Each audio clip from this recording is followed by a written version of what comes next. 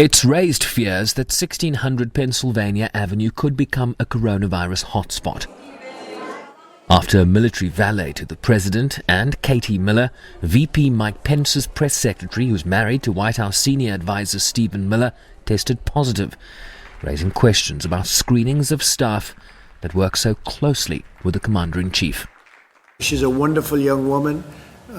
Katie, she tested very good for a long period of time, and then all of a sudden today she tested positive. She hasn't come into contact with me.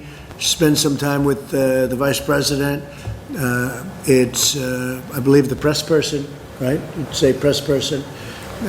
So she tested positive out of the blue. This is why the whole concept of tests aren't necessarily great. The tests are perfect, but something can happen between a test where it's good and then something happens and all of a sudden she was tested very recently and tested negative.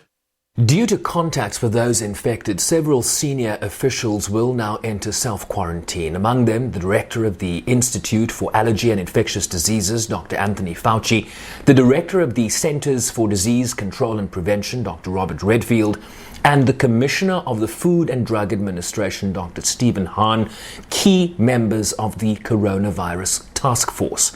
As news emerged over the weekend that former President Barack Obama, in a private call, labeled the White House response to the virus a chaotic disaster. Do you have any questions, please? But the current president has consistently argued that his team has done an excellent job. I just had a test, as you probably heard. In fact, I had one yesterday and I had one today, and it's negative. Mike just had a test and it's negative. But they do the tests, and it just shows you that the fallacy, it's what I've been saying. Testing is not a perfect art. No matter what you do, testing is not a perfect art. So we test once a week. Now we're going to go testing once a day. With more than 1.3 million positive cases and almost 80,000 deaths, the United States has the ignominious label as the world's epicenter for a virus that knows no boundaries, as the UN warned against a tsunami of hate and xenophobia. Anti-foreigner sentiment has surged online and in the streets.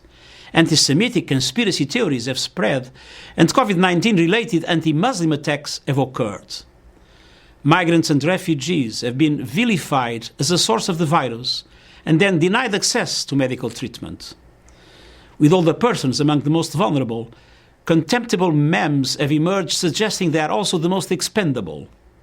And journalists, whistleblowers, health professionals, aid workers and human rights defenders are being targeted simply for doing their jobs. We must act now to strengthen the immunity of our societies against the virus of hate. That is why I'm appealing today for an all-out effort to end hate speech globally. And with economic prospects worsening everywhere, growing fears that scapegoating and scaremongering could be an additional frontier in confronting the virus. Bryce-Pease, SABC News, New York.